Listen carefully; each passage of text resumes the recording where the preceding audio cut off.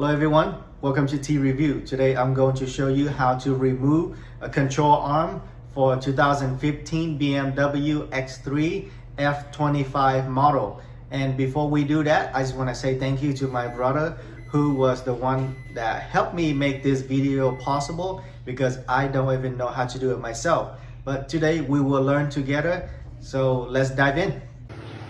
Alright guys, before we start the job, there's a few tools that we need to mention that we will need. That will be gloves, work light is right there. It's very necessary if you work in the dark or in the garage. Next, half-inch ratchets and 3/8 ratchets. 18mm open end wrench. 13/16 open end wrench, socket 13/16, 17mm, 10mm, 18mm, and 8mm. 1/4-inch socket driver, half and 3/8 drive extension, 6mm hex key. This one especially for BMW is T40 Torx socket. So it's gonna look like a star. Okay, and next, E12 Torx bolt socket. There you go. And I think this is mainly for BMW or German vehicle in general. It's very common. So we have a hammer, EWD40. That's very helpful, especially if your bolt is rusted. And you have breaker bar. This is mainly for tight bolt, or if you need to get the lug nuts out of your tires. It's very nice. All right, let's get the job going. So before we start working on the vehicle, make sure you park your car on the level ground surface so it doesn't move around after you jacked it up. And for the lug nuts on this vehicle, 2015 BMW X3, we will use 17mm lug nuts. I always put the tires underneath the car right here for extra safety, just in case anything happens. Make sure to remove your splash shield underneath your car so you can see the frame. I put 2 jack stands right here, one to the left, one to the right. And even though we have a jack stand, I like to keep the car jack right in the middle, just sitting like that for extra comfort.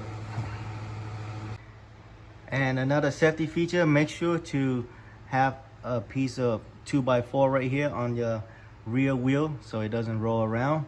And always keep your emergency brake on while you're working on your vehicle so it doesn't move. After we took the tire out, this is the first step. Okay, just got to remove these here with a screwdriver. This is for the brake sensor. This is for ABS sensor. So by using a flathead screwdriver, right? Yeah.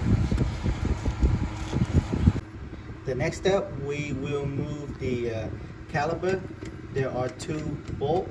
We're gonna need 17mm socket to remove it. After I remove the caliper, I always have a block of cement right here to sit the caliper on so that it doesn't bend the hose.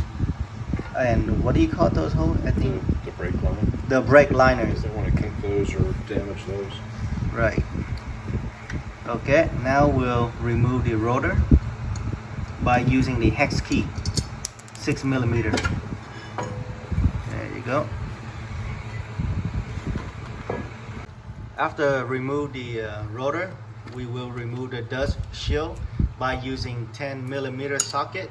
And how many bolts are there for this one? 4 of them. 2 high and 2 low. 2 high and 2 low, so there'll be 4 bolts total. There you go. So for the next step, we're going to need to remove the nuts for the sway bar link by using the, what is the size you're using right now? Yeah, it's 18mm open end wrench and the T40 hex that goes in the end of the joint back here. All right, go for it.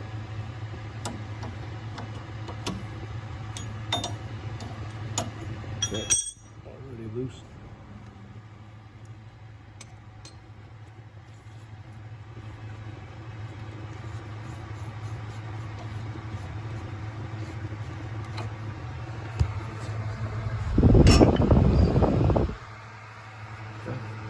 That's it, it come out. And let me show you what the nuts look like.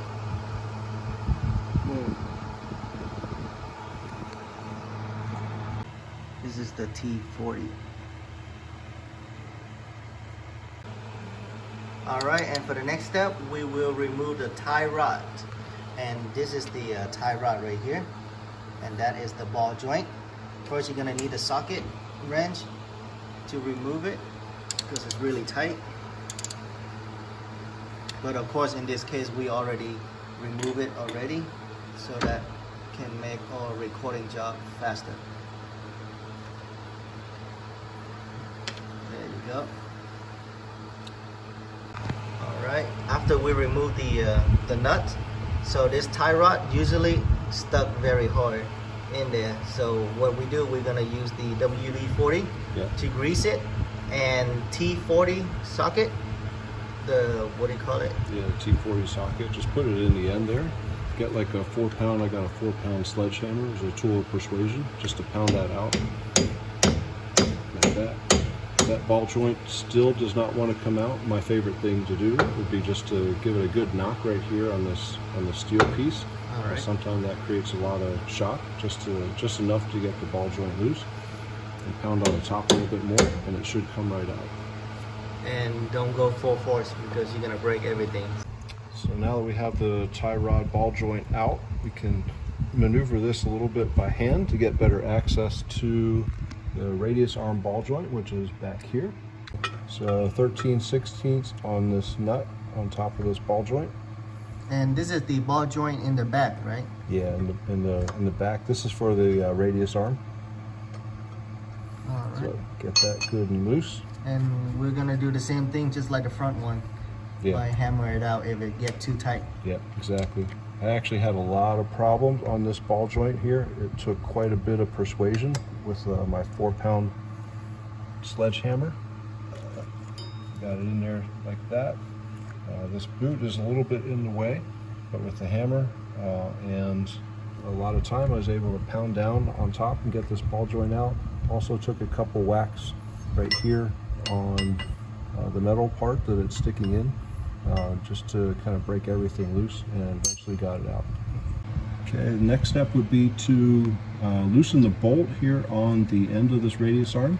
So I got a 17mm socket on the bolt side, 18mm on the nut side, and just kind of loosen that up. Make sure you can, this can be quite tight, so you might need some WD-40, PB Blaster on it, whatever your choice is. Just get this loose. And again, we're not taking everything apart right now. You kind of want to keep everything in place so that your wheel is not swinging around too much. So just making sure it's loose so that you can take it apart when you need to. And now we're going to move to the front lower control arm. We're going to work on the bolt and nut back here, similar to the other side. Bolt and nut, in this case, both sides are 13/16, so you need your 13/16 open end wrench on one side, 13/16 ratchet on the other side. And this is the front control arm.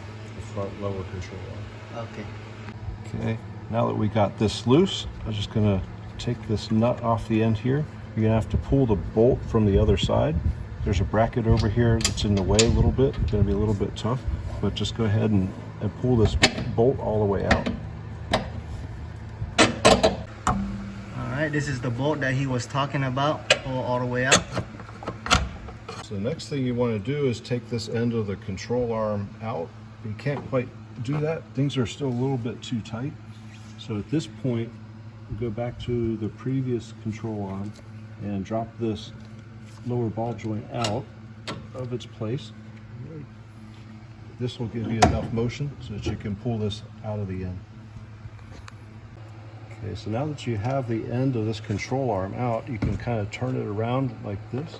And the main purpose of doing this was to get access to these two bolts here that to hold the other end of this control arm in place.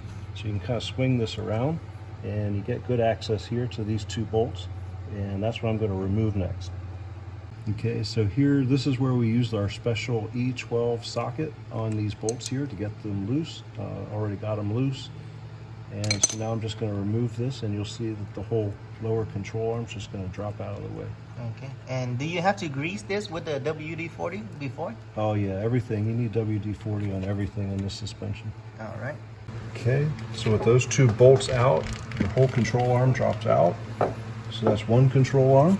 The next one, you already loosened this nut and bolt back here. So it's just a matter of taking it out, moving it out, pulling it out of the socket, and there you go. Two control arms out. Nice. And when people need to look this up online so they can purchase the part, what is the name for these two?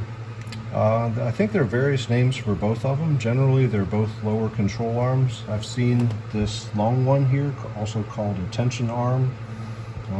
The shorter one I've seen called a camber arm or a radius arm. So just various names for both of those. And do you have a website that you can think of right now to look up these parts?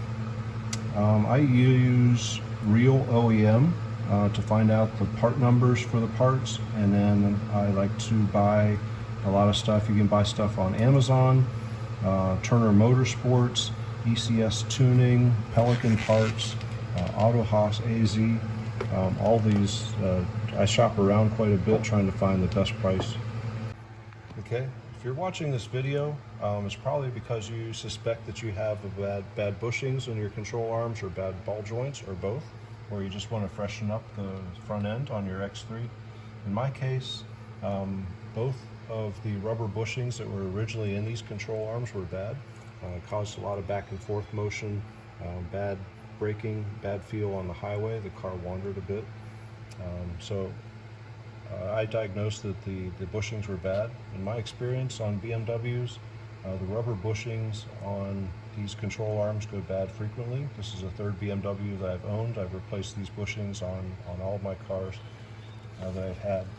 So you can see that I've already installed these are aftermarket bushings from PowerFlex.